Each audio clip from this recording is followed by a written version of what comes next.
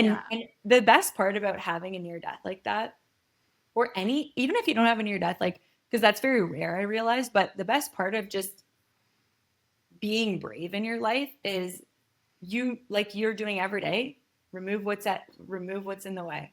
That Mm, is so brave, and that's how we ought to live our life if we want to live a life of our dreams. yeah. Because it requires way more power, way more courage, way more Way more, energy, way more trust. Like, trust and surrender.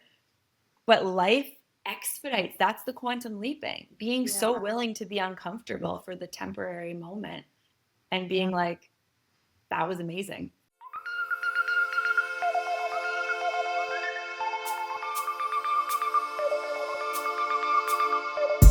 Welcome to the Unreasonable Life podcast. This is where we get to redefine what's possible and inspire you to create a life that is extraordinary.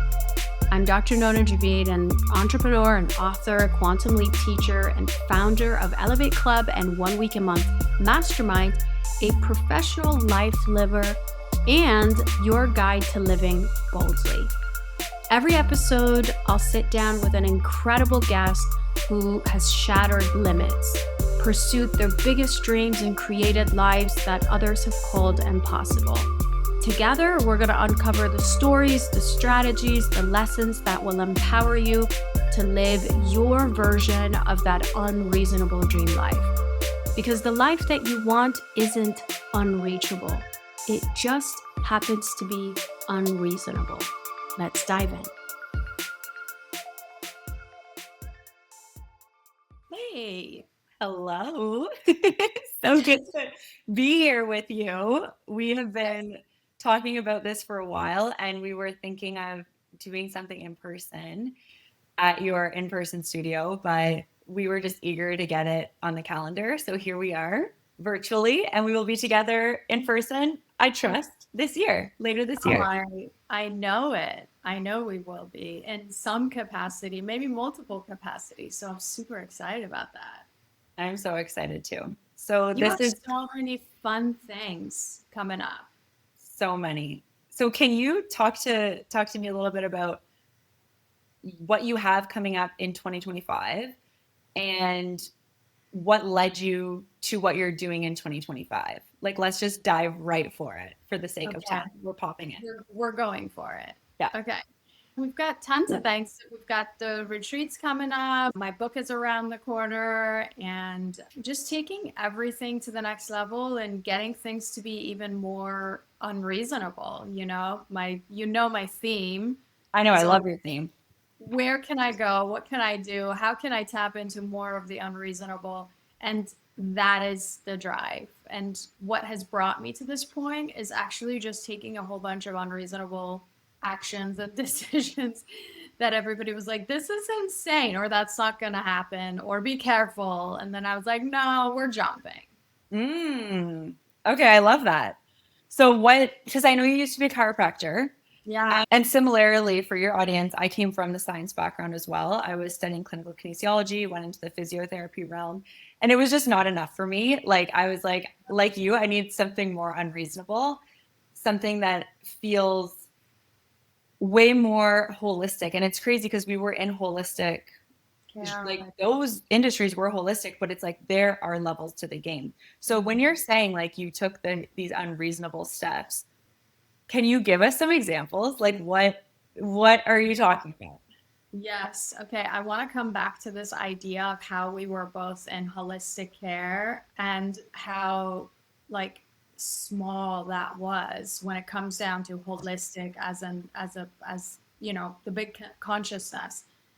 And I think that was a step. I'm curious how you feel about that too. But let's dive into some unreasonable crap that I've done in my life to get me to this point. Well, I started with $300 in my bank account in a brand new town, and I was like, I guess we're building a business. And the way that that came about was because the chiropractor that I was working with, I was in her office for a little bit. She basically gave me a 30-day notice and was like, you can leave or you can become my employee. And I was like, definitely not become your employee. And she thought I was just going to move back to where I came from, which is the Bay Area, Northern California. And then I was like, all right, we've got $300. We're about to start a business. And so I built that whole thing. That was probably not the first unreasonable thing that I did, but one of the more crucial things, especially in my journey. Getting divorced from in a relationship that seemingly everything was fine. Like from the outside, it looked fine. I wasn't getting cheated on. I wasn't being abused or anything. It just wasn't enough. It just wasn't enough. And then jumping into things that I had no idea what the heck I was doing. Buying this house that I live in was an absolute unreasonable. Like, did not tell my financial advisor or my accountant because I know what they would say. I was like, this is what we're doing. This is what I'm desiring. This is what my heart wants. And I'm just going to jump in and do this thing and then figure it out along the way. Right. Wow. I love it. And it sounds like you're just taking, like, as my community knows this language, like you're just being unfuckwithable. You're just being the main character. This is my book, Unfuckwithable, as you know. It's like you're just, it's like you're just owning it. You're just, this is what I need to do. And you're not placing your power outside of you. You're not asking for permission. I want to know how many years ago was it that you started your own business, got divorced? Like, are we talking within a few years? Are we talking within like a decade? Like where, so that our audience can kind of catch a vibe? Yeah, that's a good point because I don't want anybody to think that this is an overnight. Well, that's what I want to get clear. Yeah, because this is, I call it every single time I have quantum leaped, right? Which there is some level of collapsing time and making sure things are happening in a shorter period of time. But overall, I mean, I started my very first business, the business I'm referring to, the chiropractic business. Gosh, this is aging myself, probably 20 years ago. About a handful of years ago, maybe 5 years ago, I got divorced. A year ago, I bought this house, and a whole bunch of little and big jumps along the way too. But these are sort of the big things. And, part of it is looking back and really recognizing, which is this conversation we're having, like, how far did I come? There was a time I was 16 years old and didn't speak a word of English. And now I travel all over the world and speak on international stages. Like, it's insane. Wow. It's so inspiring. It's so beautiful. And I love to use a timeline, even though we know as human beings, we're perceiving time as linear so that we can relate to one another and, get along in the world. And we know time's not real, and we're constantly merging timelines, and all the timelines exist. We know this, this, but I still find it helpful for right now. So many things are happening. Whoever's listening is not only hearing from their quantum soul spirit perspective, they're also hearing from their human perspective, their triggered perspective, their wounded perspective. Like, there's so many versions of us existing right now. So I do like to talk about timelines because I think that it can provide clarity and also provide empowerment to people when they're hearing, okay, so 20 years ago, that was your life. 5 years ago, even, your life was unrecognizable. If you're anything like I know you are, a year ago, your life was unrecognizable. A month ago, probably your life was unrecognizable. Like, we are timeline shifting, quantum leaping, doing the work all day, nonstop, constant alignment, constant attunement. And that's why the timeline merges, and someone might look at you or they might look at me and be like, oh, they have it all. They're living the dream. They have it all. We are, and we do. Yeah. And we're choosing this constantly. So you've talked about quantum leaping a bit. I think we should kind of start riffing on that because that's something I specialize in too. And I'd love to hear, can you share a little bit about like what a quantum leap is and how you would coach someone into quantum leaping something in their life? Yeah, totally. And I also just realized, like, we've had since the time we met, right? There were so many little synchronicities and signs. Just realized you've got unfuckable with, and I've got unreasonable. Yeah, I know. I noticed that when I came into your Riverside, I was like, oh, the unreasonable life studio and the unfuckwithable life. For anyone who's listening, like, we don't really know each other. We just connected and we vibe, and we're like, you invited me to potentially come to your retreat and facilitate at your retreat. It's not working out of the timing, but like, we just know, I feel like we're going to get together in real life and in physical form. You'll come to Canada. I'll come to California. I get an energy of like grounded power, and power attracts power. And, you know, when you're speaking with someone who's on a frequency of, it's not even like the same frequency, because you're just you and I'm just me, but we're fully ourselves, that we can vibe really well. So yeah, that resonance is massive. Okay. So let's dive into quantum. Okay. Yeah. And then I want to hear all about the unfuckable. Yeah. Unfuckwithable. Unfuckwithable. Yes. We don't want to be unfuckable. No, we're definitely fuckable. We really want to be fuckable. Okay, so quantum leap. I always define the quantum leap, right? Yeah. And this is not really for you, but this is for anybody listening, because I know you're in this world. But a good definition of a quantum leap from a quantum physics perspective is like a particle that literally jumps from one layer into another layer, right? And what I found really fascinating about this concept when I was really diving into this was the fact that a quantum leap actually does, for that particle to jump, that quantum jump does not require more work,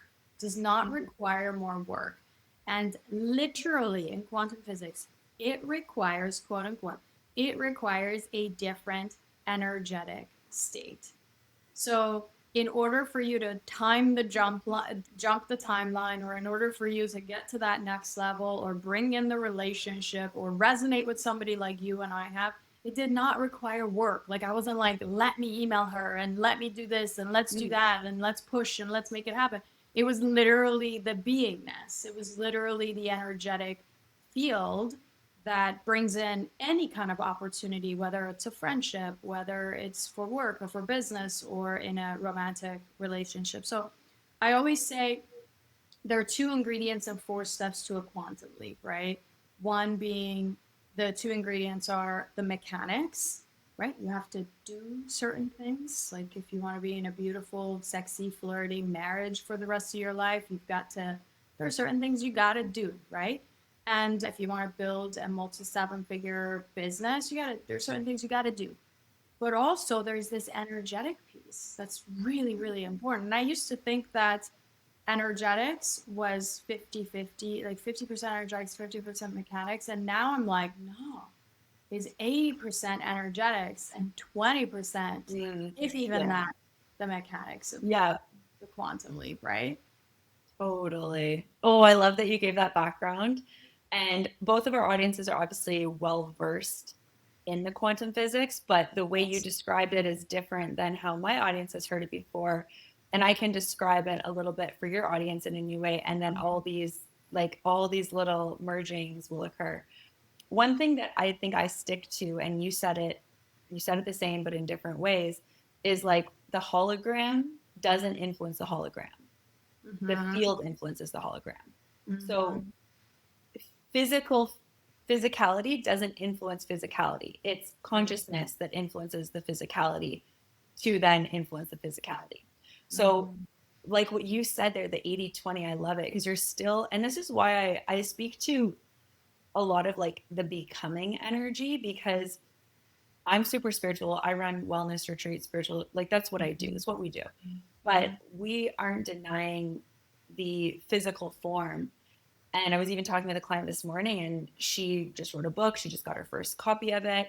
And I was like, your legacy is now physical. And as physical beings, that physical, tangible result is so rewarding. It's so necessary for a full, flourishing life. And to believe that this spiritual being having a human experience needs to completely untether from the physical, I think that's like on one level of consciousness. But once you've done that, then you can enter a new level of consciousness where you're like, I'm good no matter what.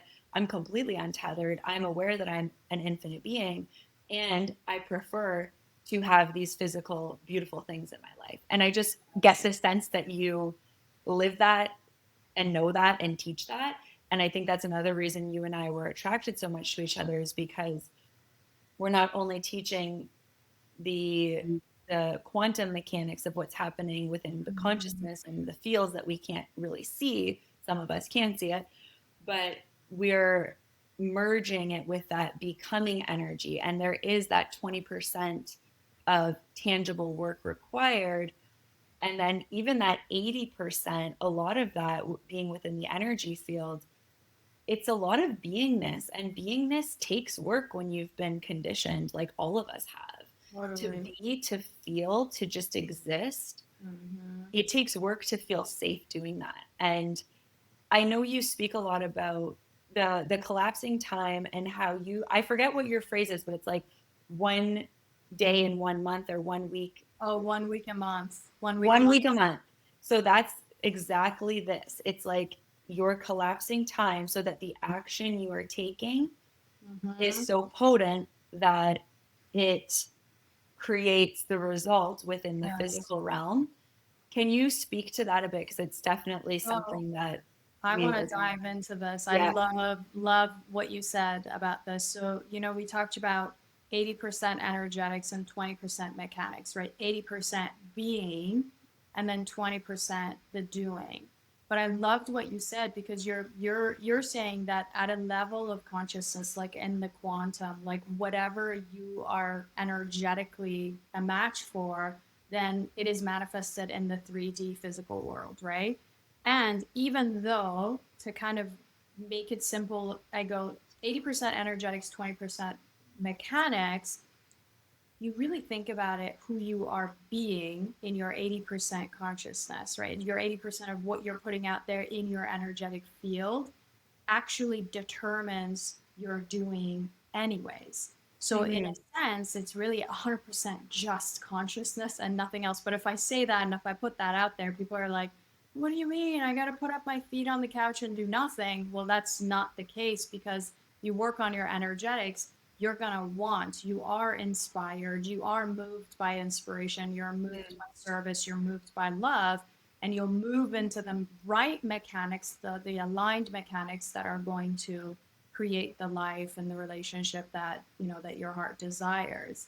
So I love this conversation. And then collapsing time, all of it's kind of fits into this conversation. I when I first started my first business, I was working beyond full time, or even if I worked quote unquote part time, I was thinking and stressing about my business. I'm pretty much burnt out. I mean, I share my story pretty often, but coming from that and then learning the power of consciousness and the power of being and the power of energetics and the ability to collapse time to bring the things that I think of in the future into the present moment, which goes back to our initial conversation about how time is not a real construct, right? Like it's not linear in the way that we think. So learning how to collapse time to bring these things closer, or to take the kinds of actions that are coming from aligned energetics that will literally 10x and quantum leap. And so now to a point where, again, this is a 10-year process, right? It didn't happen overnight, but it did start with burnout. Then I go, how do I create a part-time 7-figure business? And then I multiplied that by 3. So it was always about, how do I do this in a short period of time and with doing less? And then now tapping into what it's like to run the business as the household, school my kids, and live bicontinentally, and do all of these things, and yet have businesses and ways of generating profits that's unbelievable relative to the amount of time that I would put in, which is working in 1 week a month. But it has nothing to do with doing. It has, if anything, is doing less and becoming, as you described it, or being, or tapping into the energetics of the version of me who has the ability and the worthiness of living a 1 week a month lifestyle. And that was a lot of becoming. Oh yeah, and I love that we keep reminding everyone here listening that it isn't this overnight thing. And I feel genuinely like every single day I'm like born again, and I'm like, oh my gosh, like every day there's these quantum leaps in identity, in power. And the thing that I always preach about is just reclaiming power all the time. Like we're constantly, there's like, you don't have to do anything. I could just sit here all day and not move, and I would have an infinite opportunity to reclaim power. I would have a thought that would maybe be like, you're being lazy. And then how I would respond to that thought would be me either reclaiming power or disempowering myself. So it's like the thoughts that come in, the people that come into your life, the conversations, the experiences, there's this infinite opportunities to reclaim power. And people that are able to hold these 7-figure businesses and do it in a way, or multi 7, 8, 9-figure businesses, and do it in a way that their systems are genuinely, I don't want to say at ease, because my system's not at ease all the time, but I feel empowered in my system. So when I feel an expansion in my nervous system, I'm like, I got this. This is good. This is safe. Thank you. As opposed to, this is too scary. I'm going to go back into my shell. It's like, whoo, I can do this. It's childbirth. It's like, I'm bigger. I'm more powerful. I'm 10, 12, 15 feet tall in my power now. And it's that constant ability to expand consciousness and expand physical. And that's the thing about this physical realm. It's, we chose to be here. Yeah. We chose this. And life is choosing us constantly. And that's why we're still here, and we're still here. And you will enter, you're there, I'm here, and it just gonna keep getting better. And you will enter realms where it does feel like 99% of the time you're just like, I'm so grateful to be here. And that is, I think I used to chase success. I used to chase metrics all the time. And now I'm just like experiencing that soul merge of, I'm alive, I'm here. And that, as someone who has had a near-death experience within the last year and a half, there's no greater gift than to open your eyes. I also facilitate a lot of people in journey and transmission, and the escapism is so real, of wanting to escape where you are. A lot of people, when they're in some sort of hypnotic transmission, if it gets uncomfortable because they need to go there to transmute, they want to escape that. I want to be back in my body. And then they're in their body, and it's, I want to get back into the ethers. So it's just this, settle into where you are. And Nona and I haven't spoken too much about my story, but Nona shared a lot about her story of, you have achieved these great things, and you didn't do it in an energy of, I'm not worthy if I don't. I'm not good enough if I don't. And I find myself more and more coaching people on, can you be so good right here while still knowing that that timeline exists and is genuinely guaranteed for you 100%. Yeah. But can you love where you are? So 5 years ago, when you're going through that divorce and it's a hard moment, can you love yourself in that challenging moment versus wishing you were with your new fiance now? It's just that, like, no, I'm here. It's uncomfortable, but I'm here. It's temporary. Okay, I'm out of it now. Oh, I've met my love of my life. Oh, we're engaged. Oh, we're getting married. Oh, we're traveling the world together. Being there versus escaping, because of the multiple timelines that are constantly existing, the potentialities are always just oscillating. And most people, I want this wealth, I want this love, I want this body, I want this opportunity, whatever. They quantum leap there because they want it, and they hang out there for a moment, and then they just drop. The thing is that time, pardon? Or they burn out like I did. Or they burn out. I built my initial success from scarcity. Yeah. I built it brick by brick, and I built something that was quote unquote successful, right? On paper, looked really good, but it was all built on scarcity. And I could have built more, but it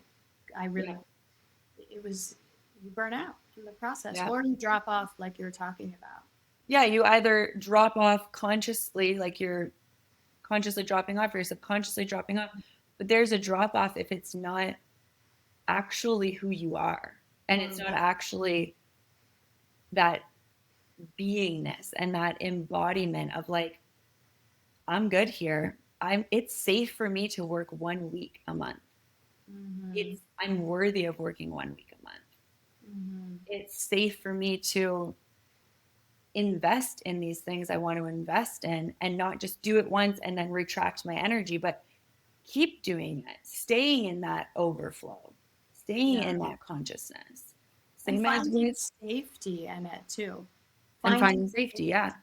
finding safety, finding ease, finding, like you said, for you, it's like empowerment. I have been working on finding ease as I build, or as I'm in the relationship, or as I'm, where can I find ease in my body right now, Yeah. even though there is discomfort, right? Mm. And that's exactly that. Like, do you resonate with that expansion, like that feeling of just like we're small fit women, but we feel like I feel like I'm a giant. Like I feel so big in my energy all the time, and I'm just like, this is a good feeling. And it's like speaking to the relationship thing. Like I've been in a relationship with my soulmate for almost 13 years, and we have become so many different iterations of who we are together.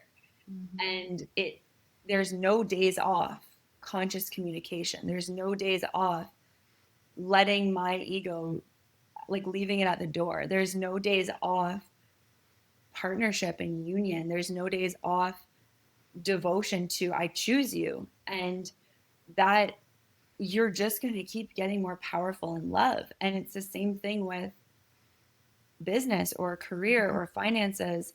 Same thing with parenthood, motherhood. Like your life is going to keep getting bigger. Yes. Can you And hold it? there's no de-evolution in human processing. There is no de-evolution. We're all gonna evolve. Now you get to choose, like you said, moment by moment. I'm gonna claim my power. So you get to choose as I evolve in this process, because it's not, you can't avoid it. You're gonna evolve. Either the universe will throw things at you that's gonna help you evolve, or you choose, you put in the intention, you reclaim your power, you reclaim ease, you reclaim love, you reclaim service.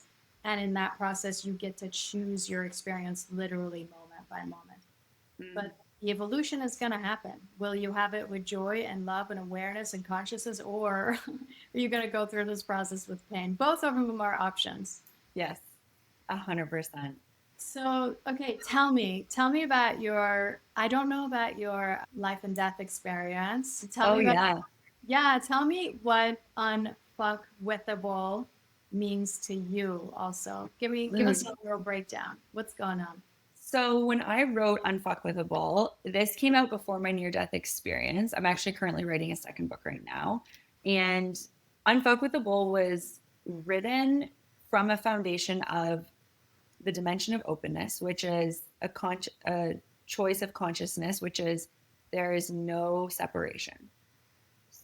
And you know what I mean. So I won't spend too much time going there, but Unfuckwithable was written from that foundation. There's an entire chapter on it. Mhm. The To be unfuckwithable, I have so many different definitions. I get asked, I do a lot of book signings and a lot of speaking, and I get that question a lot, and I have a different answer every single time because that's what I love about the word. It Yeah. means so many different things. Like it's not this superficial, egotistical, combative energy that I think a lot of people I notice because I talk to hundreds, thousands of people a year at book signings, and some people it's not even like, oh, they misinterpret it, 'cause it's like it's not mine to decide how they interpret it. They're having their life. You know But what's interesting? Sorry to interrupt, but I feel yeah, like this is right on point. When you when you went that route, it's so interesting because my conscious didn't even see it that way. Like my yeah, consciousness didn't see it as a place of ego, or like unfuckwithable as in like a place of like yeah, this combative. place of power. But you're right, it has like it's read, obviously the book and the title and your intention in the book and the content of the book is going to resonate with whoever they're at, the frequency with which it will resonate. But it's Totally. interesting that I did not even cross my mind. I was like, because you're in a different, you're in a higher frequency, a higher consciousness of love and oneness. And sometimes I will just say to people, being unfuckwithable is the energy of I love myself so much and I love you so much because we are one. That's what I will just break it down to. Because, and then if someone's like, oh yeah, I am unfuckable, and they start to kind of go into it from like an ego place, but also like good for them. They're owning their frequency. Yeah. And I get so excited when they buy the book because I know that they're gonna learn, they're gonna expand. So who I was when I wrote the book, this book wasn't written from personal life experience. This book was channeled. So I do direct channeling. The whole book's channeled. Like you'll read it. I've had a 95-year-old man be like, you're the most brilliant person I've ever met. This is insane. Because it's not Hailey, it's consciousness moving through Hailey. That being said, like when I go back and read it, it's so funny having a book. Like I go back and read it and I'm like, did I write that? Like, it's just that, like, was that me? Because that's the whole thing about timelines. When you're in a timeline and in a consciousness, the information floods through, and I was the conduit to bring it into the earth plane.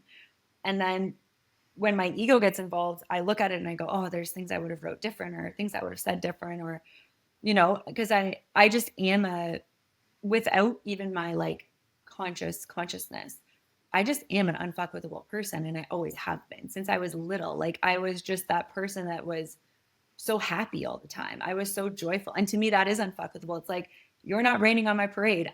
I'm good over here. And that's just who I was. And even my sister and I laugh about this because as I started gaining success in my first year of business and unapologetically owning that, because that's just what I do and who I've honestly always been, I would start to get like haters.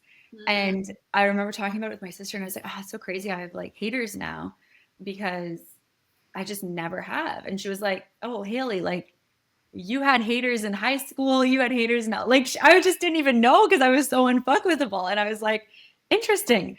And then on another level of consciousness, it's like we're all one. So they're not even real. They're just fragments of me anyway. So that's a whole nother conversation. But when I had my near-death experience, I totally was burnt out.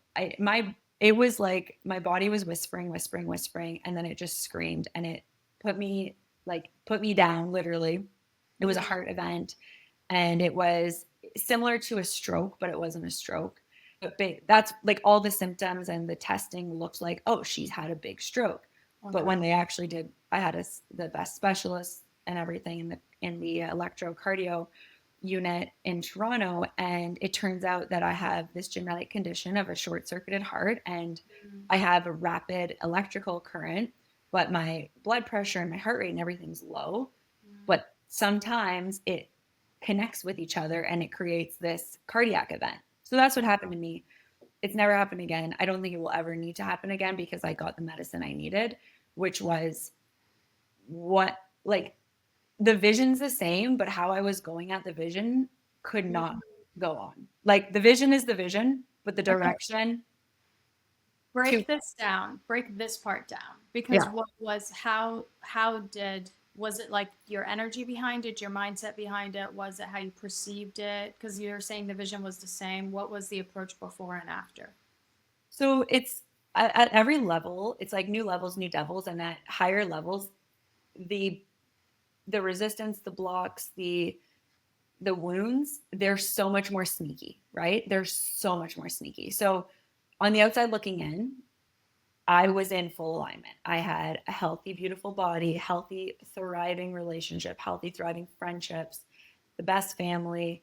I would go to yoga every day. I would take care of my body. I was eating everything was great. My business was thriving and I was doing it in alignment. Like at the end of the day, I'm 31. I was like my late 20s was me building my business in alignment. I graduated uni and I was like, I'm not working for anyone. I'm unfuckable. I'm doing my own thing. So like, compared to most people, I was very aligned. Compared to most people, I was very attuned. Compared to most people, like I'm thriving. But I don't compare myself to most people. I compare myself to my highest self. And I wasn't being my highest self because there were very, very sneaky not enoughness layers and not enoughness wounds at play. Okay. So there was I am worthy of this success when I work for it. Mm-hmm. I knew my vision. It's my, like, the destiny. It's not even a vision. It's a calling. It's not even a choice. It's just like, I just know. Yeah. That was so glaring, and it was so exciting for me that I just fucking balls to the wall. We're going for it. Like, I just went for it. And I love that about myself. I'm proud of myself for being badass like that.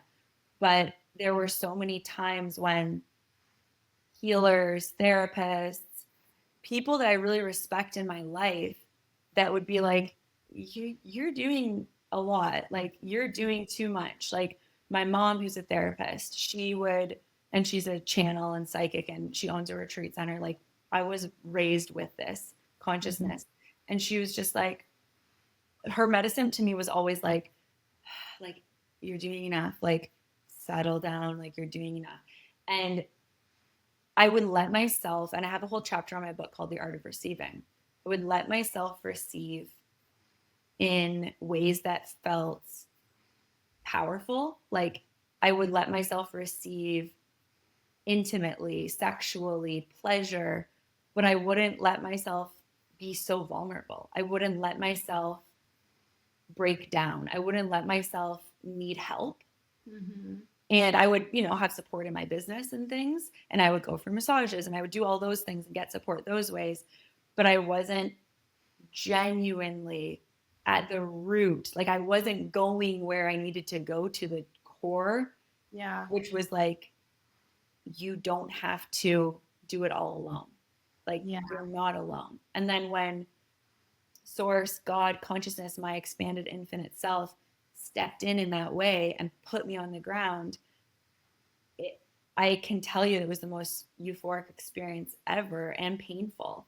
But it was like, I needed this. Thank you. I know what this is. Like, I remember being in the hospital just being like, I know what this all is. Like, the doctors are freaking out. It's all a whole thing. And I'm just like, I'm sitting there like smiling. Like, I'm like, I know what this is. You get it. Yeah. So you were like, I got it. I understand. I received the message. I get it. I hear you. And then the best part was, I got a concussion because I collapsed to the floor. Like, I went unconscious standing up. So the best part of all of this was that I got a concussion because I actually had to do nothing, because it was a pretty intense concussion. Like, I was lying in bed in the dark and I like had no choice. I couldn't be on my phone. I couldn't work. Because if it was just a heart event, I felt so good coming back, honestly. Like, I was like, phew, that was a fucking restart. Like, it was just like, boom, I'm back. But then my body was like, whoa, no, you're not. And it was like bruising all down my body, the insane concussion. And then, like, days after, like, to have your heart stop and to be like unconscious for a couple minutes, like, and then to come back, it's a spiritual, awesome experience. But like, physically, it hurt. Like, it's hard. Like, you feel like you're like 150 years old. So I was so grateful for that aftermath, because I needed to ask for help. I needed to do nothing. I literally needed to ask for financial help from my fiance. I need to maintain my lifestyle. I needed to ask, because I wasn't working. I took time off. Sure.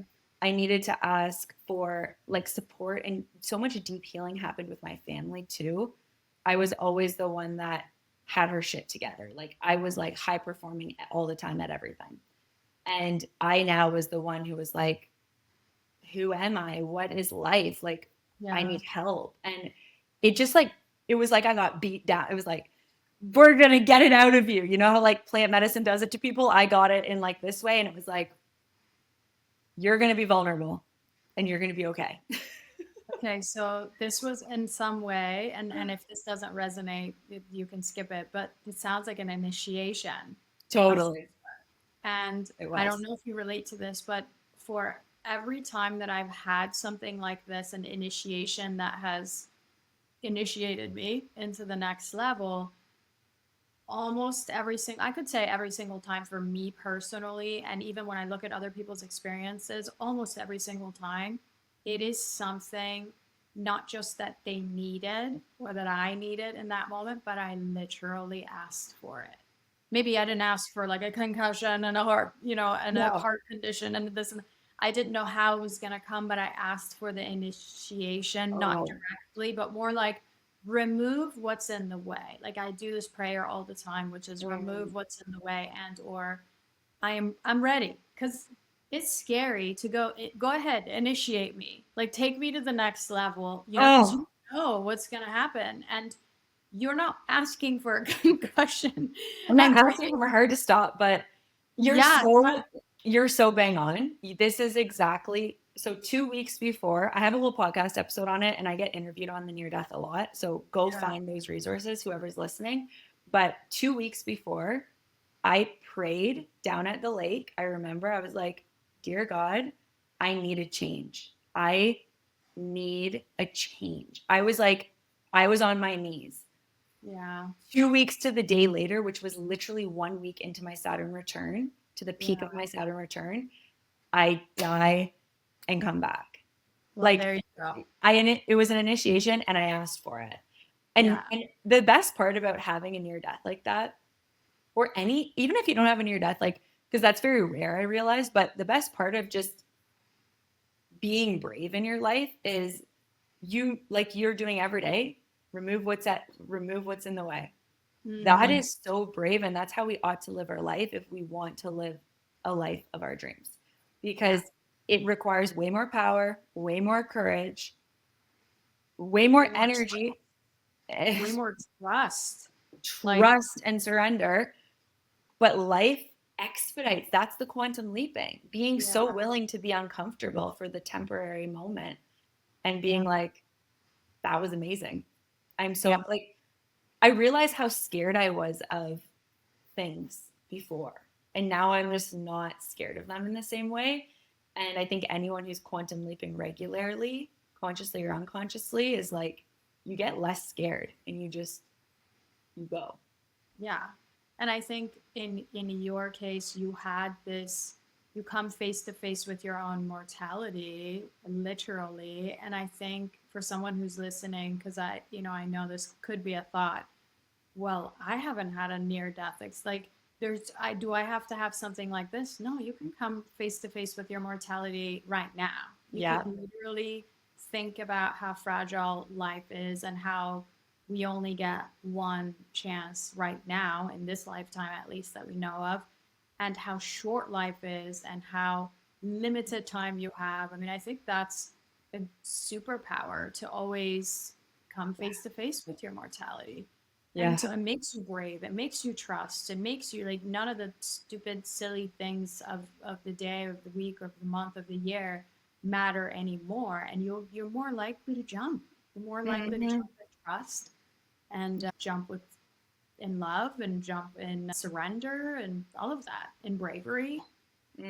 Yeah, the door is open. Like, the door is open. You can fly out. You're not in a cage. Like, it's just, and I know it takes practice to do it, but just start today with like a small something that's a little edgy. I have a chapter in my book called The Edge of Evolution. It's like seeking out edges, and not in like a weird or like irresponsible way, but like play at your edge, people. Like, it's the edge of an evolution. So seek out the edge. And I do it all the time. Like, I do it with everything. Like, I do it with money. I do it with love. I do it with conversations. I do it all the time. And I can play way bigger than I'm playing, for sure. Like, I'm not perfect, but seek out your edge and seek out your edge. I love that. Yeah, and I do that too. And there's always more to the edge in every area. And you said not in an irresponsible way. I don't recommend this to anybody, but I have even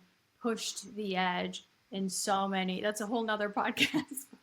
We need to have another one. We do. We're going to come back to this. As a matter of fact, we'll have another conversation. We'll do part 2 to this whole conversation, because I feel like part we 2 just started.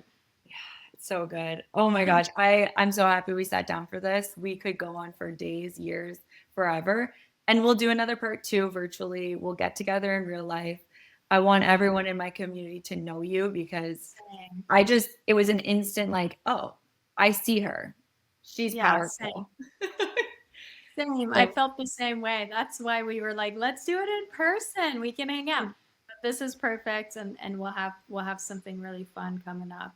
Well, good luck to everything that you're gonna do. I know I want my people to go to at least your Instagram, but where else should they go? And where should we find you?